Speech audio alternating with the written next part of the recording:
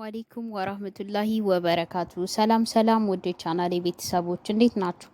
ዛሬ ይዤላችሁ የመጣሁት የዝንጅብል ሻይን የጤና ጥቅሞች ነው። ዝንጅብል እንግዲህ በርካታ የጤና ትሩፋቶች አሉት። በዚህ ቪዲዮ ላይ የተወሰኑትን እናያለን። ዝንጅብል ውልደቱ ደቡብ ምስራቅ ኤሲያ ነው። ይህ ተወዳጅ ቅመም በመላው ዓለም በየዕለቱ ቀዳሚ ተመራጭ የምግብ ማጣፈጫ ሆኖ ያገለግላል። ዝንጅብል በተፈጥሮ በታደለው ኬሚካላዊ ይዘት ለጤና እጅግ ጠቃሚ የሆኑ በረከቶችን ይሰጠናል። ከዚህ በታች እንግዲህ ዋና ዋና የተባሉትን የዝንጅብል ጥቅሞችን እናያለን።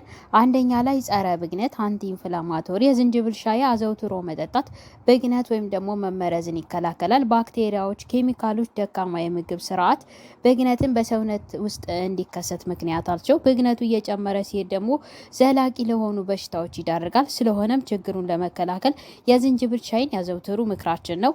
አላርጂክና የጡንቻ ህመምን በቀላሉ ያባረራል። ሁለተኛ ጸረ ማቃጠር አንቲኦክሲዳንት ነው። በሰውነታችን ውስጥ በኦክሲጅን መቃጠል ምክንያት የሚከሰተውን አላስፈላጊ ውጤቶችን በማስወገድ የልብ በሽታ፣ በስነ አእምሮ የተያያዙ እንደ አልዛይመር እና ፓርኪንሰንስ የመሳሰሉ በሽታዎችን ከመከላከል ባሻገር ካንሰርና የእርጅና ምልክቶችን ያጠፋል። የኩላሊት ድክመትንና የእጢ እድገትን ያዘገያል።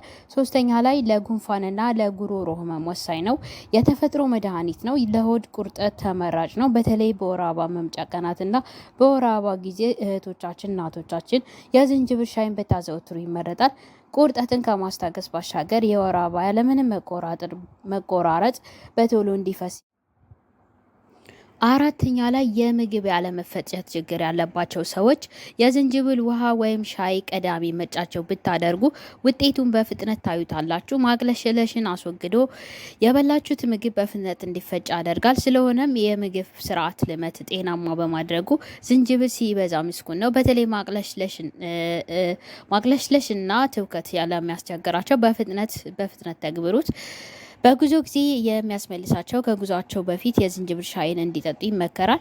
አምስተኛ የደም የስኳር መጠንን ሚዛናዊ ያደርጋል ወይም ደግሞ ያስተካክላል።